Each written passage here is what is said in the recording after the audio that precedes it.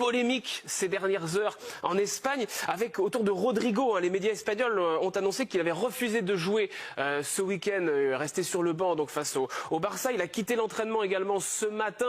Alors Ancelotti a un peu éteint l'incendie en conférence de presse en expliquant qu'il était touché à la cuisse, mais il ne faudrait pas que des petites polémiques comme ça viennent un peu parasiter à la fin de son aventure à Madrid. Oui, bon là, je pense pas que ça change grand-chose les états d'âme de Rodrigo, mais c'est pas la première fois qu'il en a justement des états d'âme cette saison. Il se sent un petit peu l'attaquant délaissé dans cette pléiade de stars qu'il y a devant, mais ça c'est pas la responsabilité d'Ancelotti, c'est pas lui qui a construit cet effectif.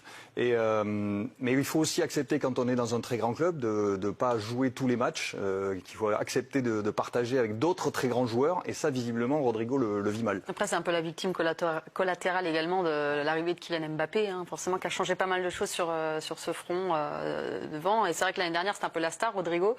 Ça fonctionnait très bien, et depuis que Kylian Mbappé est arrivé, les cartons étaient redistribués. Ça veut dire quoi ça, Margot? Ça veut dire beaucoup de travail pour le successeur de Carlo Ancelotti. Alors c'est pas encore officiel, mais a priori, sauf retournement de situation assez improbable, ce sera Xabi Alonso, annoncé par tous les médias comme son successeur. Est-ce que Grégory, c'est une suite logique finalement, Xabi Alonso au Real? En écoutant Carlo Ancelotti, c'est l'un des meilleurs entraîneurs du monde. Il va apporter cette nouvelle force qu'a les nouveaux entraîneurs.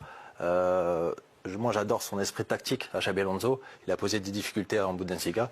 Margot connaît très bien ce championnat, donc elle sera peut-être plus pertinente dans ses propos. Et 93 matchs, seulement 10 défaites en Bundesliga. C'est en 3 saisons. Et quand on écoute ses joueurs, c'est pareil. C'est un peu le même ressenti que Carlo Ancelotti. Il laisse beaucoup de liberté, mais derrière ça, il y a un gros travail tactique. Et je pense que le Real en a énormément besoin. Surtout la première ligne défensive, qui sont les attaquants. Real Madrid qui a été catastrophique cette année, avec Vinicius et Mbappé qui ne faisaient pas les efforts. Je pense qu'avec lui, ça va bouger un peu plus qu'avec Carlo Ancelotti, qui était beaucoup plus proche de ses joueurs. Sur le papier, c'est un choix qui a l'air très bon, parce que c'est un joueur qui a eu un passé de très haut niveau. Il a connu de très grands clubs, il a gagné des choses, et c'est un joueur c'est un homme et un entraîneur qui a pris le temps de se former. Ça me fait penser un petit peu, quelque part, je vais faire un petit parallèle avec Zidane, qui a pris le temps d'apprendre un nouveau métier. Voilà, il a entraîné les jeunes au Real. Ensuite, il a passé ses diplômes. Il a pris une équipe entre guillemets modeste en Allemagne, en tout cas pas un cadre allemand pour faire ses gammes, pour montrer ce qu'il avait en tête et pour faire triompher ses idées, puisqu'il a beaucoup gagné, notamment la saison dernière.